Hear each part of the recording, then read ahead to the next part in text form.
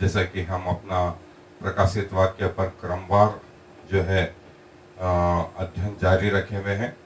और कल हमने देखा था चौथे स्वर्गदूत की तुरही फूकी गई और 7 स्वर्गदूत तैयार हुए थे 7वीं मोहर खोलने पर। और 7वीं मोहर या मोहर के विषय में जो अध्याय आया था वो अध्याय नंबर 5 था। तो अध्याय नंबर 4, 5, 6, 7, 8, 9 एक क्रमवार अध्ययन जो है यूहन्ना जो है देख रहा है। और ये जो घटनाएं हो रही है वो हमारे लिए अध्यायों में है, लेकिन वास्तविकता ये है कि वो क्रमवार सीरियल वाइज चलते जा रही है। और हमारी सुविधा के लिए प्रभु के लोगों ने, प्रभु की आत्मा ने जो है ये अध्याय बनाए, आयतें बनाई, पैराग्राफ बनाए और हमें सहायता हो समझने में। सो 9वां अध्याय जो है आज का वो 5वीं मोहर और 6ठी मोहर के बारे में है। और उसके बाद 10वां अध्याय ये सीरियल जो है चलता जा रहा है। और कहाँ ब्रेक आएगा मैं आपको बताऊंगा। सो 9वां अध्याय आज 5वीं मोहर जो है जब 5वीं तुरही फूकी गई उसके साथ जो घटना है वो क्या घटित हुई मैं आपके लिए पढ़ रहा हूं। सो अपने कॉपी पेन, अपने बाइबल को तैयार रखें। आज का अध्याय है प्रकाशित वाक्य की पुस्तक 9वां अध्याय पद 1 से 11 तक। प्रकाशित वाक्य की पुस्तक 9वां अध्याय पद 1 से 11। और यहाँ ऐसा लिखा है, और जब 5वें स्वर्गदूत ने तुरही फूकी तो मैंने स्वर्ग से पृथ्वी पर एक तारा गिरता हुआ देखा और उसे अथाह कुंड की कुंजी दी गई। और उसने अथाह कुंड को खोला और कुंड में से बड़ी भट्टी का सा धुआं उठा और कुंड के धुएं से सूर्य और वायु अंधियारी हो गई। और उस धुएं में से पृथ्वी पर टिड्डियां निकली और उन्हें पृथ्वी के बिच्छुओं की सी शक्ति दी गई। और उनसे कहा गया कि न पृथ्वी की घास को, न किसी हरियाली को, न किसी पेड़ की हानि पहुंचाओ, केवल उन मनुष्यों को जिनके माथे पर परमेश्वर की मोहर नहीं है। और उन्हें मार डालने का तो नहीं, पर 5 महीने तक लोगों को पीड़ा देने का अधिकार दिया गया। और उनकी पीड़ा ऐसे थी जैसे बिच्छू के डंक मारने से मनुष्य को होती है। उन दिनों में मनुष्य मृत्यु को ढूंढेंगे और न पाएंगे और मरने की लालसा करेंगे और मृत्यु उनसे भागेगी। और उन टिड्डियों के आकार लड़ाई के लिए तैयार किए हुए पीढ़ियों घोड़ों के से थे और उनके सिरों पर मानो सोने के मुकुट थे और उनके मुंह मनुष्यों के से थे और उनके बाल स्त्रियों के से और दांत सिंहों के से थे। और वे लोहे की सी झिलम पहने थे और उनके पंखों का शब्द ऐसा था जैसे रथों और बहुत से घोड़ों की जो लड़ाई में दौड़ते हों। और उनकी पूंछ बिच्छुओं की सी थी और उनके डंक थे और उन्हें 5 महीने तक मनुष्यों को दुख पहुंचाने की जो सामर्थ्य थी वह उनकी पूंछों में थी। अथाह कुंड का दूत उन पर राजा था। उसका नाम इब्रानी में अबदोन और यूनानी में अपुल्लोन है। पहली विपत्ति बीत चुकी, देखो इसके बाद 2 विपत्तियां और होने वाली हैं। सो 5वीं तुरही फूकते से ही कुछ ऐसा मंजीरा देखने को मिला कि अथाह कुंड में से धुआं निकला और उस धुएं में से टिड्डियां निकली। और वो टिड्डियां 5 महीने तक मनुष्यों को दुख पहुंचाने के लिए तैयार की गई थी। और उन लोगों को जिनके माथों पर परमेश्वर की मोहर नहीं थी। और हमने 7वें अध्याय में देखा था कि परमेश्वर के माथों पर जिन्होंने मोहर ली थी उनकी हानि नहीं पहुंचाना और उनको छोड़ करके जो पृथ्वी पर रह गए हैं उनकी ये पीड़ा पहुंचाना। और वो पृथ्वी पर कौन रह गए हैं? जो रैप्चर ऑफ चर्च के बाद रह गए हैं, कलीसिया उठाए जाने के बाद रह गए हैं। अर्थात जब 7वीं 6ठी और 7वीं मोहर खोली गई, जिसका होना अभी बाकी है। ऐसा बोलते हैं 5वीं मोहर तक जो मेमने ने खोली थी वो बातें घट चुकी। अंतिम 2 जो मोहर हैं, सूर्य का काला होना, चंद्रमा का लहू का सा लाल होना, तारों का गिरना बाकी है। छठी मोहर पे, 7वीं मोहर पे 7 स्वर्गदूत, और वो 7 स्वर्गदूत 7 तुरियां फूकने के लिए। और ये जो विपत्तियां हैं, ये वो 3.5 काल के साल में जो एंटी क्राइस्ट का आने वाला है उस समय घटित होंगी। सो 3.5 साल जो सेकंड हाफ है उसमें ये विपत्तियां आएंगी। सो धन्य है वे लोग जो परमेश्वर के साथ बादलों पर उठा लिए गए। वे कलीसियां हैं जिनके माथों पर मोहर थी, वे परमेश्वर के साथ उठा लिए गए। और जो रह गए उन पर हाय, जैसा मैंने कहा था कि वे परमेश्वर की सारी विपत्तियों को फेस करेंगे और यहां पर वो शुरू होगी। सो मेरे साथ विस्तृत अध्ययन के लिए आए। 5वीं तुरही के फूकने पर जो घटना घटित हुई उसको हम देखने जा रहे हैं। और जैसा मैंने बताया कि 5वीं मोहर तक की जो बातें हैं वो पृथ्वी पर घट गई। छठी मोहर जो मेमने ने खोली थी उस किताब की, उसमें सूर्य कंबल का सा काला और चंद्रमा लहू का सा लाल हो गया था। आकाश के तारे गिर गए थे, पृथ्वी पर भूकंप आने लग गया था, पहाड़ियां टलने लग गई थी, और जो है ये विपत्ति आने लगी थी। लोग घों में, गुफाओं में, पहाड़ों पर, उनकी चट्टानों के बीच में चले गए और कहने लगे कि हमें मेमने के प्रकोप से बचा लो। सो वो छठी मोहर थी। और 7वीं मोहर पर जो है 7 स्वर्गदूत, और 7 स्वर्गदूत 7 तुरियां फूकने के लिए तैयार हुए। और हमने कल उसके 4 स्वर्गदूतों में जो तुरियां फूकी उसके जो प्रभाव हैं वे पृथ्वी पर देखे। आज 5वां स्वर्गदूत जो है उसके प्रभाव को जब उसने तुरही फूकी तो क्या हुआ, और अध्याय 9 में इसका वर्णन आया है। और जब 5वें स्वर्गदूत ने तुरही फूकी तो मैंने स्वर्ग से पृथ्वी पर एक तारा गिरता हुआ देखा, और उसे अथाह कुंड की कुंजी दी गई। अब ये तारा जो है, दूत के लिए जो शब्द आया है ओरिजिनल, वो एजिलॉस हम बार बार देख चुके हैं। मेरे ख्याल से आप तो सबको याद हो गया होगा।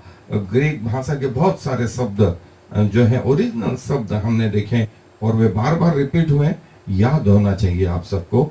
और मैंने इसलिए बोला था कॉपी किताब लेकर के बैठे कि आप सब लिख लें उसको।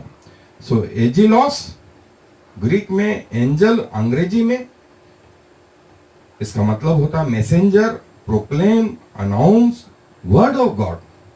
परमेश्वर के बारे में जो दूत बता रहे हैं, स्वर्गदूत बता रहे हैं। स्वर्ग के लिए जो है, जो शब्द आया है हेवन अंग्रेजी में, ओरेनोस ग्रीक भाषा में हेवन। और मैंने बताया था हेवन और हेल हमारे हिंदी और अंग्रेजी लिटरेचर में इतना इसके बारे में विस्तार से नहीं दिया गया है जितना विस्तार से हिब्रू लिटरेचर में है। और इसके अलग अलग विस्तार, और उनके भी नाम हैं, उनके भी नाम है। और बाइबल जो है ओरिजिनली पुराना नियम हिब्रू भाषा में और नया नियम जो है ग्रीक भाषा में है। सो हम ग्रीक भाषा के कई शब्दों को देख रहे हैं जिनके अर्थ, जिनके मीनिंग जो है हिंदी में या अंग्रेजी में इतने अच्छे हमें मालूम नहीं पड़ते, लेकिन ग्रीक में हमको मालूम पड़ते हैं। पृथ्वी पर, पृथ्वी के लिए शब्द आया है जी, और गढ़ा और फेरर, ऐसा गड्ढा जिसके पेंदे का पता ही नहीं है। मतलब वो ऐसा गड्ढा है जिसमें से एक बार गए तो घूमते रहो। उसमें इस बात का वही नहीं है कि वो आपके पांव धरातल पे कब टिकेंगे। सो ये वो, और उसे अथाह कुंड की कुंजी दी गई। ये वो पांचवी तोरी फूकने के परिणाम, वो टिड्डियां जो है अथाह कुंड में से निकली और उसने तुरी फूकी। पांचवें स्वर्गदूत ने तुरी फूकी और तुरी फूकने का परिणाम एक बड़ा सा तारा जो है आकाश से पृथ्वी पर गिरता हुआ देखा, स्वर्ग से पृथ्वी पर गिरता हुआ देखा। और जो है वो तारा जो है उसे अथाह कुंड की कुंजी दी गई और उसने अथाह कुंड को खोला और कुंड में से भट्टी का सा धुआं उठा और कुंड के धुएं से सूर्य और वायु अंधियारी हो गई। सो ऐसा जबरदस्त नजारा था कि गैलेक्सी, ये इसका प्रभाव इतना जबरदस्त था कि जब उसने कुंड खोला तो जो धुआं निकला, उस धुएं से सूर्य और चंद्रमा जो है वो अंधियारे हो गए और ये भट्टी का सा धुआं निकला, अथाह कुंड, और धुएं से सूर्य और चंद्रमा जो है धुंधला गए या काले पड़ गए। ऐसा जबरदस्त धुआं जो है, जब ज्वालामुखी फूकता है तो किलोमीटरों तक उसकी राख ऊपर भी, तो आसपास के वायुमंडल में प्लेन, हेलीकॉप्टर ये तक उड़ना बंद हो जाते हैं क्योंकि ग्रेविटी जो है साथ नहीं देती है। और वो जो तारा है वो गिरा पृथ्वी पर स्वर्ग से, और पृथ्वी पर जो विनाश हुआ वो देखने लायक था। और वो क्या था? ऐसी पीड़ा थी हर व्यक्ति पर, और उस धुएं में से, लिखा है, उस धुएं में से पृथ्वी पर टिड्डियां निकली और पृथ्वी के बीच उन्हें पृथ्वी के बिच्छुओं की सी शक्ति दी गई। शक्ति के लिए जो पावर है, एक्सोयूसिया, power to do anything, permissible, allowed, permission, authority, ये पावर है। और टिड्डियों के लिए लोकस, टिड्डियां जो है आक्रिस, या जो टिड्डियां हैं उनके बारे में, और नुकसान पहुंचाने, हर्ट करने के लिए, अडिकियो, जो नुकसान है उनको डैमेज करने के लिए, उनको तकलीफ देने के लिए तैयार किया गया था। सारे लोगों के लिए जो शब्द आया है ग्रीक में एंथ्रोपोस, एंथ्रोपोस मतलब वो जो है मानव जो उन दिनों पृथ्वी पर होंगे, और परमेश्वर के लिए जो शब्द आया है वो है थियोस। और वे टिड्डियां उस धुएं में से निकली और उनको बिच्छुओं की सी शक्ति दी गई। बिच्छुओं के, इनका मुंह जो है मनुष्य का सा, इनके पूंछ बिच्छुओं सी, इनके पंख थे और इनके दांत सिंहों कैसे थे, और इनको मारने का तो नहीं परंतु लोगों को तकलीफ पहुंचाने का अधिकार दिया गया।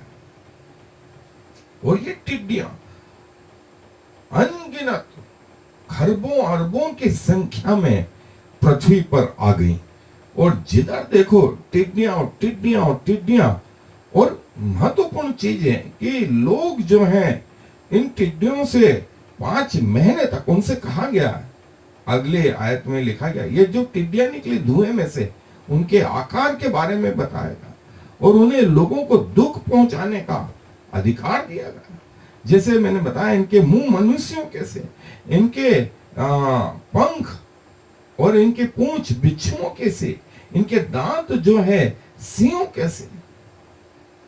ये टिड्डियां अथाह कुंड में से निकली और हर मनुष्यों को जो पृथ्वी पर है उनसे कहा गया कि किसी पेड़ की हानि मत पहुंचाना, हरियाली को नष्ट नहीं करना। केवल वे लोग जिनके माथों पर परमेश्वर की मोहर नहीं है, ध्यान दें, जिनके माथों पर, वे लोग जिनके माथों पर परमेश्वर की नहीं मोहर नहीं है, उन्हें तकलीफ देना है।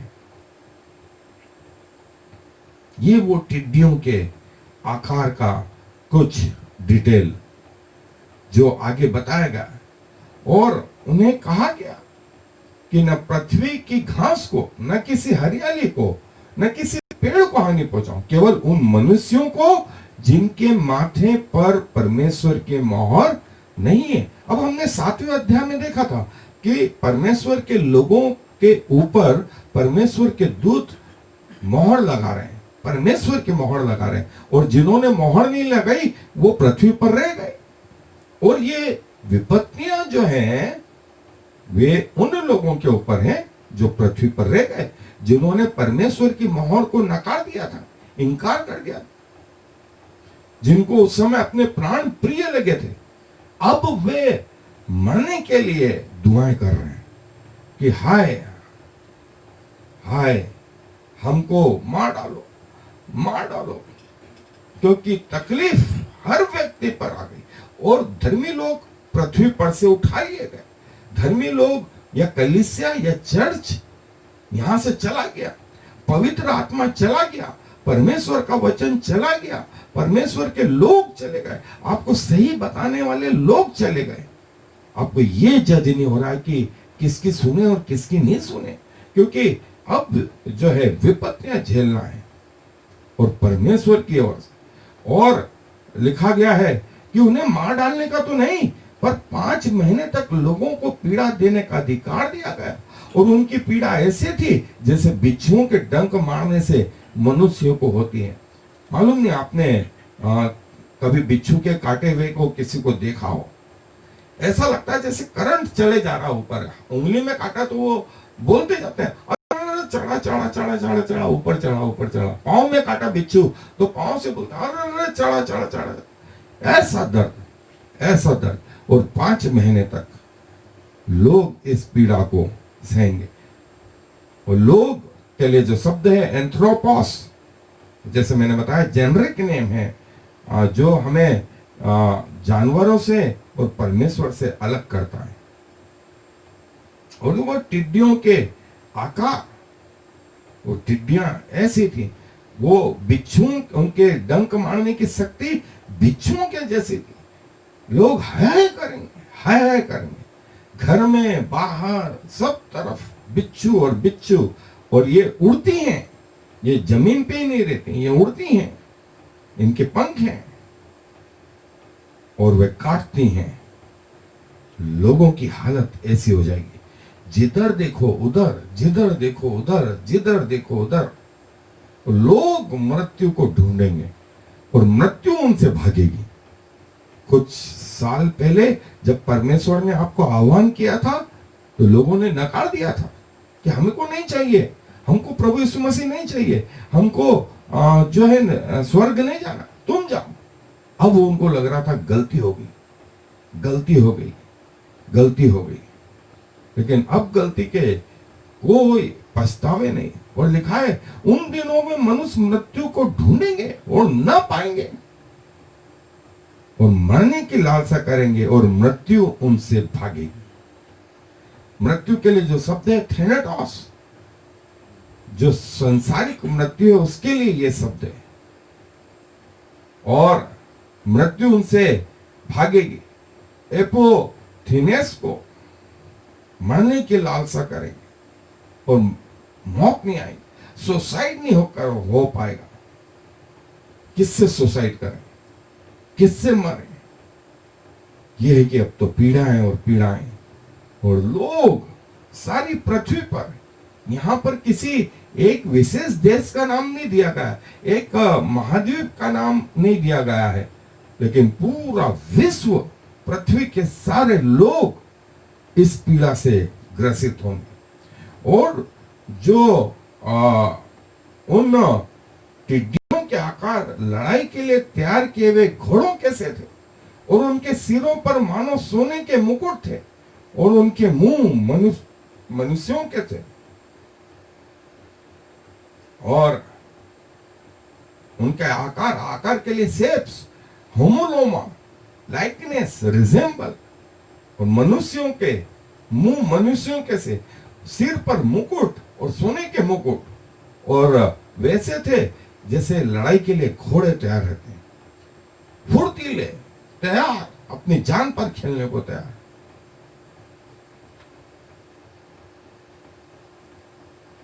उनके सिरों पर सोने के मुकुट, घोड़ों के लड़ाई के लिए, घोड़ों के लिए जैसे तैयार, उनके मुंह मनुष्यों के से, उनके दांत सिंहों के से, उनकी पूंछें जो है बिच्छुओं की सी, और ये प्रभु की ओर से तैयार किए गए, तैयार कर लड़ाई के लिए ये घोड़े जैसे तैयार रहते हैं वैसे तैयार रहे। और उनके बाल स्त्रियों के से और दांत सिंहों के से थे। बाल स्त्रियों के से और दांत सिंहों के से थे। और लिखा है कि वे लोहे की सी झिलम पहने थे, और उनके पंखों का शब्द ऐसा था जैसे रथों और बहुत से घोड़ों का जो लड़ाई में दौड़ते हैं। और उनके पंखों का शब्द ऐसे था जैसे रथों और बहुत से घोड़ों का जो लड़ाई में, पंख से वो मैंने बोला कि वो इधर उधर जाते हैं और तैयार रहते हैं, लोहे की झिलम पहने हुए, ऐसे कठोर हैं कि मारने से मरेंगे नहीं, मुंह मनुष्यों के से, मुकुट, पंख उनके तैयार, पूंछ जो है बिच्छुओं के से। और ये पहली बार दिखे पृथ्वी पर, और उन्हें उनकी पूंछ बिच्छुओं, उनकी जो पूंछ थी, उनको पूंछ बिच्छुओं की सी थी, उनमें डंक थे, और उन्हें 5 महीने तक मनुष्यों को दुख पहुंचाने की जो सामर्थ्य थी वह उनकी पूंछों में थी। और पावर जो हम देख चुके हैं, एक्सोयूसिया और मैन मतलब एंथ्रोपोस, ये ग्रीक शब्द है। उनकी सामर्थ्य जो है उनकी पूंछों में थी, जिससे वे दुख पहुंचाते थे। मुंह मनुष्यों के से, बाल स्त्रियों के से, दांत सिंहों के से, सिर पर मुकुट, सोने का मुकुट, पंखों की जो आवाज थी वो लड़ाई में जैसे घोड़े दौड़ते हैं वैसी थी। वे झिलम पहने हुए थे, लोहे की झिलम पहने हुए थे, वो फटफट मरने जा रहे थे। और उनकी पूंछ में जो ताकत थी वो वैसी थी जैसे बिच्छुओं के पूंछों में डंक मारने से होती। ये वो लड़ाई के लिए तैयार किए हुए घोड़े जो अथाह कुंड के धुएं में से निकले थे, जो 5वीं तुरही के फूकने के दौरान ये घटना हुई थी। और पृथ्वी पर उन लोगों को जिनके माथों पर परमेश्वर की मोहर नहीं थी, वे इसे जो है फेस करेंगे। और लिखा है अथाह कुंड का दूत उनका राजा था, उसका नाम इब्रानी में अबदोन और यूनानी में अपोलियोन था। अथाह कुंड का दूत उनका राजा था, जो इब्रानी में अबदोन और यूनानी में अपोलियोन कहलाता था। उनका राजा बेसिलियो, राजा के लिए जो शब्द आया बेसिलियो, किंग, और दूत एजिलोस। अबदोन जो है डिस्ट्रॉइंग एंजल, अपोलियोन जो है एक डिस्ट्रॉयर है। वे परमेश्वर के दूत जिन्हें हानि पहुंचाने का अधिकार है, अपोलियोन, अबदोन। और वे जो है हानि पहुंचाने के लिए तैयार हो गए। वे हानि पहुंचाने के लिए तैयार हो गए कि 5 महीने तक जो है उन सारे मनुष्यों को हानि पहुंचाए जिनके माथे पर शैतान के चिन्ह थे, जिनके दाहिने हाथ पर शैतान के चिन्ह थे। और वो शैतान का चिन्ह 666 था और वो उन्होंने अपने हाथों पर, अपने माथों पर शैतान का नाम लिया हुआ था, परमेश्वर के नाम को नकार दिया था। वे लोग इस आपदा में घिर गए और मरने की लालसा करने लगे, मरने की लालसा करने लगे और मौत उनसे भागती जा रही थी। और ये सारी पृथ्वी पर ये घटना जो है घटित हो रही थी। अपोलियोन, अबदोन, इनके दूत का नाम, जो इनका राजा, जो इनका अगुवा था, जिन्हें इन्हें पीड़ा पहुंचाने का अधिकार था, ये लड़ाई में तैयार घोड़ों के समान वेग से इधर से उधर, मुंह मनुष्यों का सा, बाल स्त्रियों के से, मुकुट सोने का, और दांत जो है सिंहों के से, पंख जो है लड़ाई में तैयार घोड़ों के समान, पूंछ जो है बिच्छुओं के समान।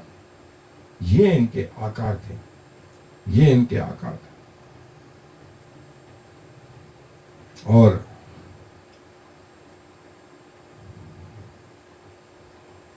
जैसे कई लोगों ने कहा था, हमें तो नरक पसंद है, तुम जाओ स्वर्ग में, हमें यीशु मसीह पसंद नहीं। और उन्होंने यीशु मसीह का इनकार करा था। तो जब यीशु मसीह का इनकार करा था तो नरक में से ये आई थी आवाज, welcome to hell, welcome to hell. और उन्होंने चुनाव करा कि हम नरक में जाएंगे, हमें स्वर्ग नहीं जाना। लेकिन ये नहीं मालूम था कि उनके इस निर्णय के परिणाम क्या होने वाले, और ये वो परिणाम थे। जो है 5वें स्वर्गदूत ने जो तुरी फूकी, उसके परिणाम हमने देखे। आज भी यदि हम जिंदा हैं और ये अवस्था आना बाकी है, तो मौके हैं कि हम बदल जाएं, प्रभु के पास आए। अन्यथा ये शब्द तो सुनाई देगा ही, welcome to hell, drag me to hell, मुझे नरक में डाल दो। आए दुआ करें। प्रभु जी, धन्यवाद देता हूं कि एक बार फिर से आपने ये चिताया कि आपको त्यागने का परिणाम जो है आने वाले समय में जो है, जो कुछ होने वाला है, वो आपने अपने वचन के द्वारा हमें स्पष्ट किया। और प्रभु जी, धन्यवाद देता हूं कि आपने फिर से मौके दिए। और प्रभु जी, इस मौके का फायदा उठाना चाहता हूं। मैं अपना जीवन प्रभु आपको देता हूं, अपना शरीर, अपना प्राण, अपना आत्मा प्रभु आपको समर्पित करता हूं। मेरे अंदर आए, अपने लहू से मेरे लहू को धोएं, अपने शरीर से मेरे शरीर को धोएं, मुझे अपना आत्मा दें, मुझे अपने मंदिर बनाएं, इसमें निवास करें। आपकी इच्छा मेरे जीवन से पूरी हो पिताजी। आपका राज्य मेरे शरीर में आए और मैं तन से, मन से, धन से आपकी सेवा करने वाला हो सकूं। प्रभु, कई लोगों ने आपका नकारा किया, इनकार किया, और उसका परिणाम ये रहा कि वे उस थोड़े समय के जीवन को सोच रहे थे कि हम अच्छे से जी लेंगे, लेकिन वे ज्यादा दिन नहीं रह पाए। और प्रभु जी, जो परिणाम हमने देखे वो भयंकर थे। और प्रभु, मेरी आत्मिक आंखों को खोलने के लिए धन्यवाद, मेरी प्रार्थनाओं को सुनने के लिए धन्यवाद, मेरे जीवन में काम करने के लिए धन्यवाद। सारा आदर एक बार फिर से आपको देते हुए इस विनती को प्रभु यीशु मसीह के नाम से मांगता हूं। आमीन और फिर